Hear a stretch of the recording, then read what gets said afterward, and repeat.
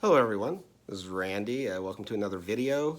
This video is going to be a contest entry for Jeff Whitcher and his channel Vinyl Destination. He's celebrating 200 subscribers, although he's way past that now. I think he's almost at 300 subscribers. And he's got a great channel, wide variety. I just saw recently he had a video ranking the REM albums, which I'm a big REM fan. I haven't watched it yet, but I'm sure it's going to be great. And this contest, he wants us to show our first 5 albums that we owned. And so I'll get right to it. But first off, I want to say that my parents didn't really have a lot of music around. We had one of those console stereos, and they had about, I don't know, several Firestone and Goodyear Christmas albums that they put out.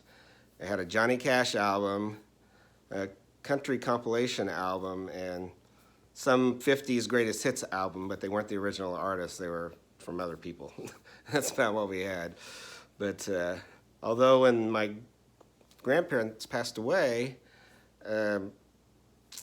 some of the records there were my dad's, and at one time he had a bunch of 78s from Hank Williams and Bing Crosby.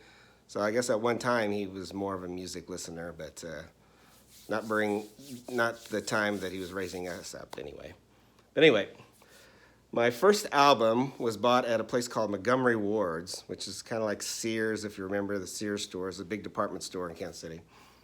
And I think I don't know how, like maybe a couple for $1, I don't know, but we got to pick out an album. I have no idea why I picked this album out, but it was Herb Alpert and the Tijuana Brass, What Now My Love.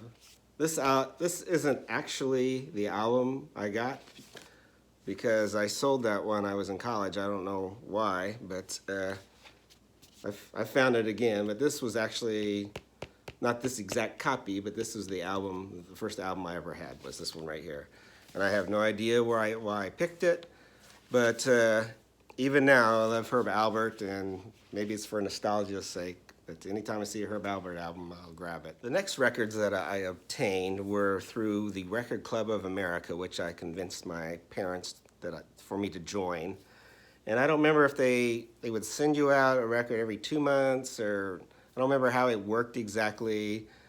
If they just sent you one, if you got to pick it, I don't remember. I know if you got to pick it, it was probably a blind buy back in those days. There wasn't an internet to find out about the music anyway. But the first album I got was Steppenwolf's Greatest Hits, which you can see it's been worn and it's been played a lot. And it had so many of their classics on here. Born to Be Wild, Magic Carpet Ride, The Pusher, and the beautiful Snowblind Friend, which is a really sad tale about a drug overdose. And The Pusher, written by Hoyt Axton. But anyway, it's a wonderful album. And like I said, this was probably my first introduction into rock was through Steppenwolf. Next album I remember getting, and Alan Mutha Alamer talks about how great this album is, and it is. And it has, all these great hits on it. It's the Guess Who, the best of the Guess Who. Great Canadian band that Randy Bachman was in originally with Burton Cummings as the lead singer. And it got These Eyes, Laughing, Undone, No Time, American Woman, great rock song, No Sugar Tonight, Share This Land. But just chock full of hits. One of the better hits albums. This is actually all the Guess Who I had. Well, no, I guess I do have an earlier one before this period, a collection. But great album, the Guess Who. The next one I picked up was a little different direction. Picked up Bob Dylan's Greatest Hits. And as soon as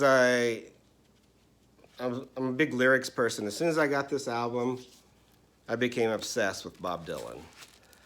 And say on Columbia, I guess I didn't show the other labels, but just obsessed with his lyricism, and of course all these hits are on here, like a Rolling Stone, Mr. Tambourine Man, Rainy Day Woman, Blowin' in the Wind, Times They Are Changin', Positively, 4th Street, I Want You, Just Like a Woman.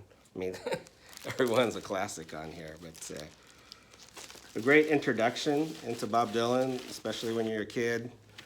And like I said, all my friends, I would play this. They didn't all become Dylan fans, but I did. And another one in the similar vein, I picked up Randy Newman, Good Old Boys. Like I said, I was a big person for lyrics, and this was a great one. It was on Reprise. And this album talks a lot about racism. It's got a song called Rednecks, Mr. President, Have Pity on the Working Man, Marie, Beautiful Louisiana, 1927, and Birmingham, but Every Man a King, which was an old song from 1935, I think, that he redid, but it was something I probably didn't understand fully at the time, but it has since grown on me, and one of the best albums ever, I think, is Randy Newman's Good Old Boys. And that's my 5 first records that I owned, and thanks for hosting this contest, and I hope everybody subscribes to Jeff's channel. Take care.